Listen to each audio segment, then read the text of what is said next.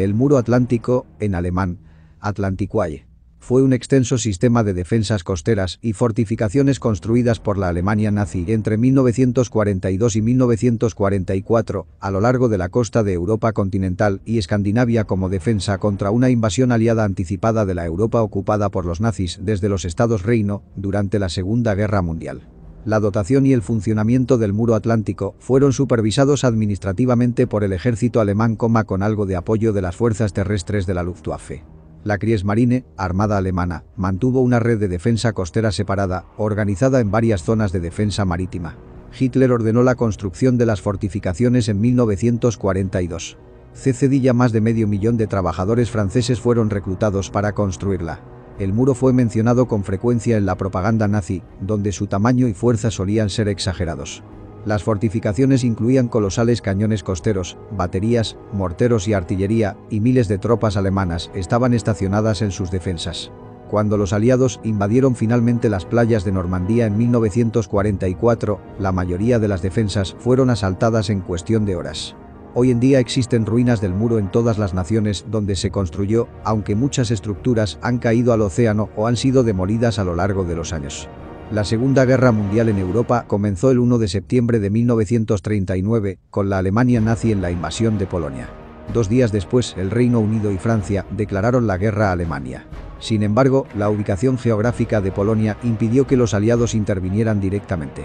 4 semanas después del ataque, los alemanes habían ocupado Polonia con éxito.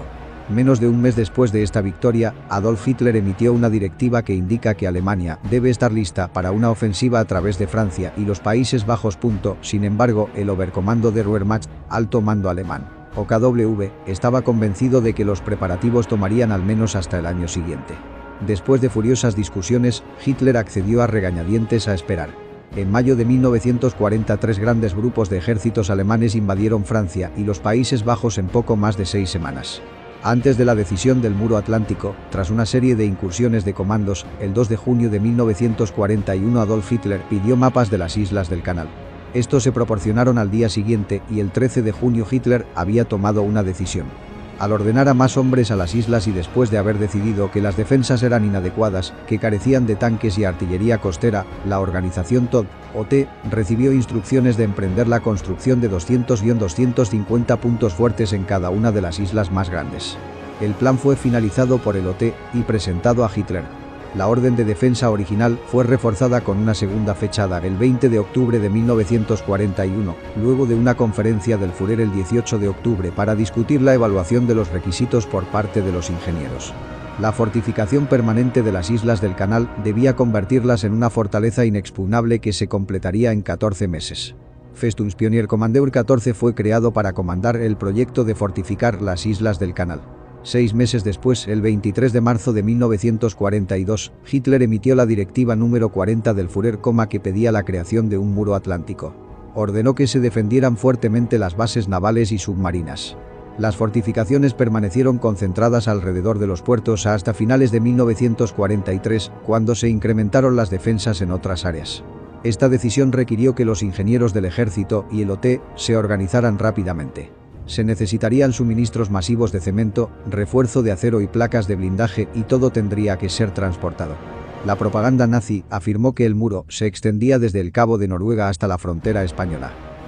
El sistema Regelbau, construcción estándar, utilizó libros de planos para cada uno de los más de 600 tipos aprobados de búnker y casamata, cada uno con un propósito específico, y se actualizó a medida que las construcciones enemigas fueron invadidas y examinadas, incluso probando algunos hasta su destrucción para determinar su efectividad. Incorporaron características estándar como una puerta de entrada en ángulo recto, entrada de aire blindada, puertas de acero de 30 milímetros, 1,2 pulgadas, ventilación y teléfonos, paredes internas revestidas de madera y un sistema de salida de emergencia. Había más de 200 piezas de blindaje estandarizadas. La estandarización simplificó enormemente la fabricación de equipos, el suministro de materiales y el control presupuestario y financiero de la construcción, así como la velocidad de planificación de los proyectos de construcción. Para compensar la escasez, el equipo capturado de los ejércitos ocupados franceses y otros se incorporaron en las defensas, casamatas diseñadas para artillería no alemana, antitanques y ametralladoras, y el uso de torretas de tanques obsoletos en pastilleros Tobrukstadt, fosos Tobruk. La organización Todt, OT, formada en 1933, había diseñado la línea Siegfried durante los años anteriores a la guerra a lo largo de la frontera franco-alemana. El OT fue el principal grupo de ingenieros responsable del diseño y la construcción de los principales emplazamientos de armas y fortificaciones del muro. El OT proporcionó supervisores y mano de obra, además de organizar suministros, maquinaria y transporte para complementar el personal y el equipo de las empresas constructoras. Muchos de ellos eran alemanes, sin embargo, las empresas de construcción en los condados ocupados licitaron contratos. Las empresas podrían solicitar trabajo del OT o podrían ser reclutadas. Las empresas que no completan su trabajo a tiempo, lo que siempre fue posible ya que el OT controlaba el material y la mano de obra de cada empresa, podrían verse cerradas, o más probablemente multadas, o absorbidas o fusionadas con otra empresa para hacer una unidad más grande más eficiente. Las empresas exitosas, sin embargo, podrían obtener beneficios atractivos. El OT obtuvo cotizaciones para las obras necesarias y firmó contratos con cada empresa constructora, estableciendo el precio y los términos del contrato, como pagos de bonificaciones por eficiencia, incluidos los salarios y pagos de bonificaciones para los trabajadores del OT, que dependían de su nacionalidad y habilidad. Podría haber varias empresas de construcción trabajando en cada sitio. La mano de obra estaba compuesta por voluntarios calificados, ingenieros, diseñadores y supervisores, a quienes se les pagaba y trataba bien. En segundo lugar, vinieron los trabajadores voluntarios, a menudo técnicos calificados, como carpinteros, plomeros, electricistas y trabajadores del metal. Una vez más estos trabajadores fueron pagados, tomaron vacaciones y fueron bien tratados. Luego vino el trabajo forzoso no calificado, pagado muy poco y tratado con bastante dureza. Por último llegó el trabajo esclavo efectivo, poco pagado, mal alimentado y tratado con mucha dureza. El OT impartió cursos de capacitación para mejorar las habilidades laborales. Se necesitaba un gran número de trabajadores. El régimen de Vichy impuso un sistema de trabajo obligatorio, reclutando a unos 600.000 trabajadores franceses para construir estas fortificaciones permanentes a lo largo de las costas holandesa, belga y francesa frente al Canal de la Mancha. La eficiencia del OT disminuyó a finales de 1943 y 1944 como resultado de las presiones de mano de obra, la escasez de combustible y el bombardeo de lugares de trabajo, como los sitios de armas V, donde algunos trabajadores voluntarios se negaron a trabajar en áreas tan peligrosas. El OT de Cherbourg en enero de 1944 se ocupó de 34 empresas con 15.000 trabajadores y 79 subcontratistas. Informes diarios, semanales y mensuales que muestran el progreso, las variaciones del trabajo, el material utilizado, las existencias de material, las horas de trabajo utilizadas por tipo de habilidad, el clima, el inventario y la calidad del equipo, el nivel de supervisión, las ausencias de los empleados, los niveles de personal, las muertes y los problemas experimentados. Para ser archivado con el OT. Durante la mayor parte de 1942 a 1943, el muro atlántico siguió siendo un frente relajado para las tropas del eje que lo manejaban, con solo 2 ataques británicos a gran escala. La operación Chariot lanzada cerca de Saint-Nazaire en marzo de 1942 destruyó con éxito la maquinaria de bombeo alemana y dañó gravemente el dique seco y las instalaciones de Normandie. El segundo ataque fue el Dieppe Raid, lanzado cerca del puerto francés de Dieppe en agosto de 1942 para probar las defensas alemanas y proporcionar experiencia de combate a las tropas canadienses. Los alemanes fueron derrotados en Saint-Nazaire, pero tuvieron pocas dificultades para rechazar el ataque en Dieppe, donde causaron muchas bajas. Aunque la incursión de Dieppe fue un desastre para los aliados, alarmó a Hitler, quien estaba seguro de que pronto seguiría una invasión aliada en Occidente. Después de Dieppe, Hitler le dio al mariscal de campo Gerd von Rundstedt, el comandante en jefe alemán general en Occidente, 15 divisiones más para apuntalar las posiciones alemanas. A principios de 1944, con una invasión aliada de la Europa ocupada por los nazis cada vez más probable, se asignó al mariscal de campo Erwin Rommel para mejorar las defensas del muro. Creyendo que las fortificaciones costeras existentes eran completamente inadecuadas, inmediatamente comenzó a fortalecerlas. La principal preocupación de Rommel era el poder aéreo aliado. Lo había visto de primera mano cuando luchaba contra los británicos y los estadounidenses en el norte de África y le había dejado una profunda impresión. Temía que cualquier contraataque alemán fuera interrumpido por aviones aliados mucho antes de que pudiera marcar la diferencia. Bajo su dirección cientos de hormigón armado se construían fortines en las playas, o en ocasiones un poco tierra adentro, para albergar ametralladoras, cañones antitanques y artillería ligera y pesada. Se colocaron minas terrestres y obstáculos antitanques en las playas, y se colocaron obstáculos submarinos y minas navales en aguas cercanas a la costa. Poco se sabe que las minas sensibles al tacto que se colocaron encima de los obstáculos de la playa. La intención era destruir las lanchas de desembarco aliadas antes de que pudieran descargar en las playas. En el momento de la invasión aliada, los alemanes habían colocado casi 6 millones de minas en el norte de Francia. Más emplazamientos de armas y campos de minas se extendían tierra adentro a lo largo de caminos que se alejaban de las playas.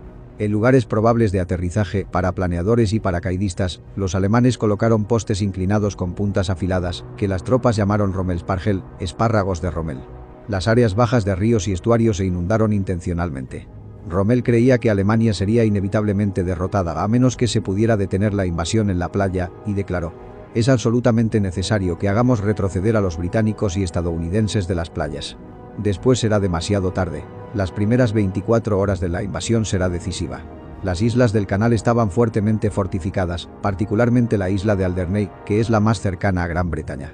Hitler había decretado que una 12ª parte del acero y el hormigón utilizados en el muro atlántico debería ir a las islas del canal, debido al valor propagandístico de controlar el territorio británico. Las islas eran algunas de las áreas más densamente fortificadas de Europa, con una gran cantidad de túneles holgansanlaje, casamatas y posiciones de artillería costera. Sin embargo, como las islas del canal carecían de importancia estratégica, los aliados las evitaron cuando invadieron Normandía. Como resultado, las guarniciones alemanas estacionadas en las islas no se rindieron hasta el 9 de mayo de 1945, un día después del Día de la Victoria en Europa. La guarnición de Alderney no se rindió hasta el 16 de mayo. Debido a que la mayoría de las guarniciones alemanas se rindieron pacíficamente, las islas del canal albergan algunos de los sitios del muro atlántico mejor conservados. El comandante en Guernsey produjo libros con imágenes detalladas, planos y descripciones de las fortificaciones de la isla Festung Guernsey. Muchos puertos y posiciones importantes se incorporaron al muro atlántico, recibiendo fuertes fortificaciones. Hitler ordenó que todas las posiciones lucharan hasta el final, y algunas de ellas permanecieron en manos alemanas hasta la rendición incondicional de Alemania. Varias de las fortalezas portuarias fueron reabastecidas por submarinos después de ser rodeadas por las fuerzas aliadas. Los defensores de estas posiciones incluían voluntarios extranjeros y tropas de las Waffen-SS.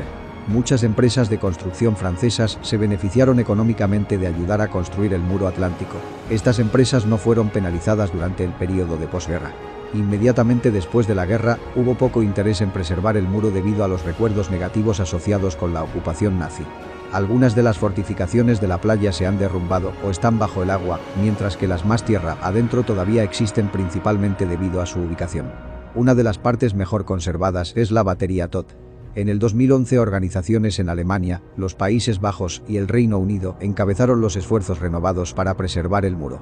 Se ha planteado la cuestión de si Francia debería declarar el muro monumento nacional para garantizar su conservación. Sin embargo, hasta ahora ningún país ha previsto esto.